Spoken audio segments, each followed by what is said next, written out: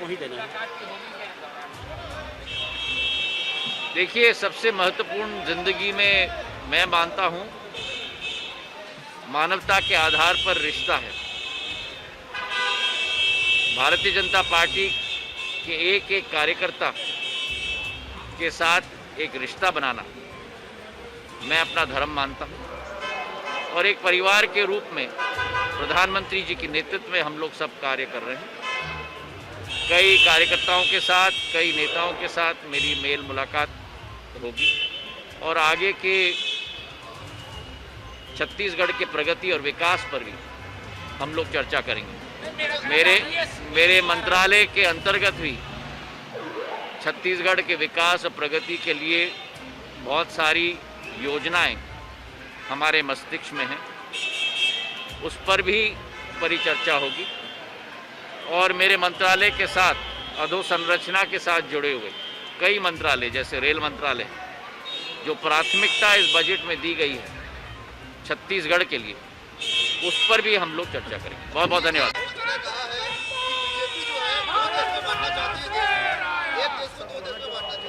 देखिए, राहुल गांधी जी जो कह रहे हैं कि 2 देशों में बांटा गया है, मुझे तो आश्चर्य है कि ऐसा वक्तव्य कोई भारतीय नागरिक दे पाए। मेरा देश भारत है, मेरा देश एक है, मेरा देश एक परिवार है। भाई भाई की संस्कृति मेरे देश में सदैव हुई और शायद राहुल जी का संदर्भ उस विषय पर होगा कि 2014 के पहले एक देश था जहां प्रगति नहीं होती थी, विकास नहीं होता था, केवल भ्रष्टाचार होता था और इकोनॉमिक मिसमैनेजमेंट होता था मोदी जी के पहले। और मोदी जी के बाद एक दूसरा देश निकला है जहां भ्रष्टाचार पर अंकुश लगाया गया है, जहां प्रगति और विकास के द्वार खोले गए हैं, जहां विश्व पटल पर भारत उजागर हो रहा है और जो अंत्योदय के आधार पर गरीबों को केवल अपना हक नहीं लेकिन विकास और प्रगति के नए आयाम आज उनके हाथों में। बहुत बहुत धन्यवाद।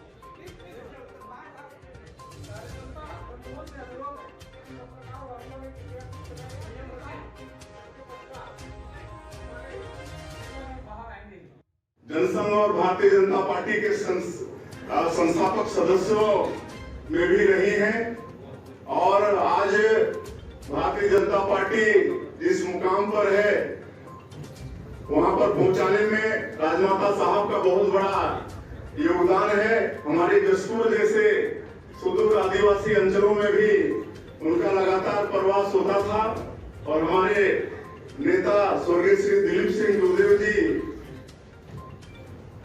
और हम सब लोग उनसे मार्गदर्शन लेते थे।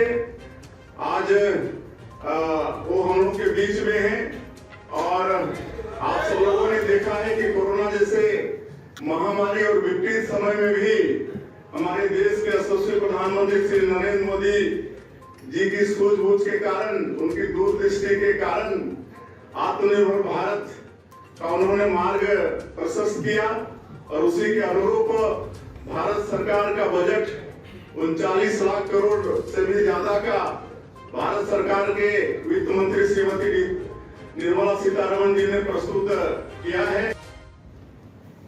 पहली बार इतिहास में संघीय ढांचे के आधार पर जो सोच विचारधारा प्रधानमंत्री जी की सदैव रही कि राज्य शक्तिशाली बनेंगे तो देश शक्तिशाली बनेगा और 15वीं फाइनेंस कमीशन के आधार पर जो 32% राशि बंटवारा के तहत राज्यों को मिलता था, वो प्रधानमंत्री जी के नेतृत्व में ही 42-43% तक बढ़ाया गया है। मतलब 8 से 9% बढ़ाया गया। और इस वर्ष अकेले हमारे इस बजट में हमारे राज्यों को 3 लाख करोड़ अतिरिक्त फंड्स का डेवल्यूशन केंद्र से राज्य को दिया जाए, जिसमें से छत्तीसगढ़ को 8,000 करोड़ रुपए अतिरिक्त केवल इस वित्तीय वर्ष में बढ़ोतरी दी जाएगी। इसी के साथ कई महत्वाकांक्षी योजनाएं अधोसंरचना के क्षेत्र में भी छत्तीसगढ़ के लिए जुड़ाई गई। बिलासपुर दुर्ग के बीच 160 किलोमीटर की रफ्तार से ट्रेन चलाने की तैयारी की जा रही है। कई नई लाइनों की सर्वे की जाएंगी। उदाहरण के तौर पर साजा भाटापुरा, बीजापुर, किरदुल, बड़गांव, प्रतापपुर, वाड्रफनगर, अंबिकापुर से गढ़वा, नारायणपुर से दंतेवाड़ा, ऐसे कई लाइनों की नई सर्वे की जाएगी। 121 किलोमीटर की नई रेल लाइन का निर्माण किया जाएगा। 17 परियोजनाओं के लिए राशि स्वीकृत की गई।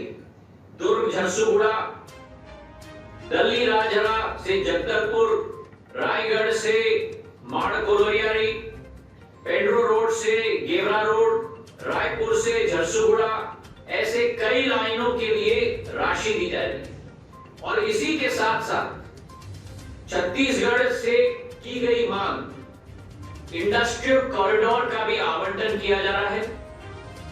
भारतमाला एक्सप्रेसवे के अंतर्गत रायपुर से विशाखापट्टनम के लिए फंड्स का आवंटन किया जा रहा है।